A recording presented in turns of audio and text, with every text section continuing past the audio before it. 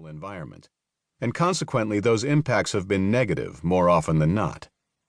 Today, however, we must develop a new mindfulness about how our everyday actions affect the physical and living world around us. In this book, I argue that we can no longer tolerate actions that degrade our local environment. There are simply too many of us for the Earth to sustain the cumulative impact. A neutral impact is not good enough either, for we no longer have the option of leaving things in their current degraded state. We must now act collectively to put our ecosystems back together again. What is needed is nothing less than a cultural transformation. Rather than acting as if we were independent of nature, we need to behave a little more reverently or respectfully toward nature, as if we were the product and beneficiary of a vibrant natural world rather than its master. Today, most people live in what I call the great suburban-urban matrix, and we hardly interact with the natural world. Unfortunately, our ignorance of nature has led to a dangerous indifference about its fate. The local disappearance of once common plants and animals does not bother us because we have grown up with no knowledge of these species, and we cannot imagine why they are important to us. We do not teach our children what plants and animals actually generate the life support systems we all require. Plants produce our oxygen, clean our water, and delay its journey to the salty sea. They store atmospheric carbon that would otherwise wreak even more havoc with our climate.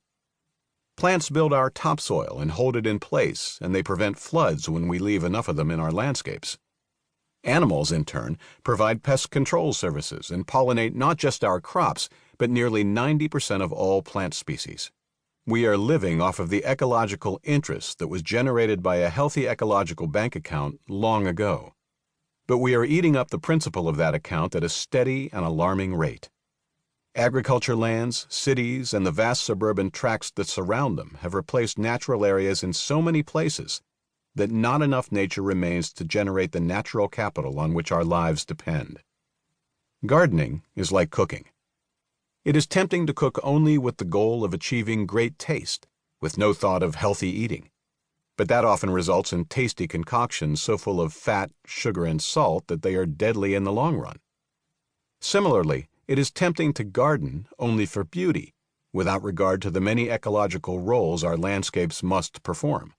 All too often, such narrow gardening goals result in a landscape so low in ecological function that it drains the vitality from the surrounding ecosystem. Think for a moment about your own yard.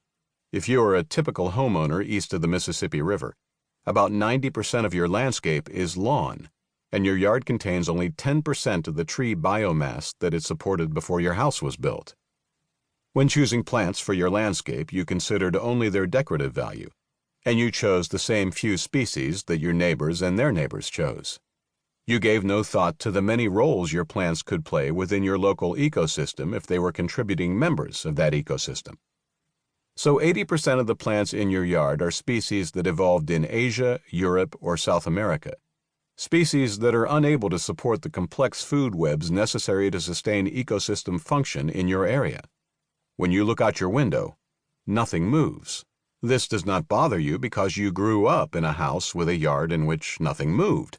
You think a yard with no animal life is normal. After all, animals belong in nature, and nature is someplace else. What's more, your civic or homeowner association has passed rules suggesting that building landscapes that do not support wildlife is good land stewardship. Now, put on your ecological thinking cap. If your property does not generate all of the ecosystem services you and your family need to live well, you will have to borrow services that were generated somewhere else. Chances are your neighbor's yard looks just like yours and is just as biologically depauperate, lacking in numbers or varieties of species, so you will not be borrowing ecosystem services from your neighbor. Your township's open spaces have most likely been converted to soccer and baseball fields, or vast expanses of lawn with paved tracks encircling them for joggers and dog walkers, so you will not be borrowing ecosystem services from your public spaces either. In the past, residents lived off the services generated from the diverse ecosystems that surrounded a town or city. But those ecosystems have shrunk in size, diversity, and effectiveness by the day. So where will you get what you absolutely need to live in the coming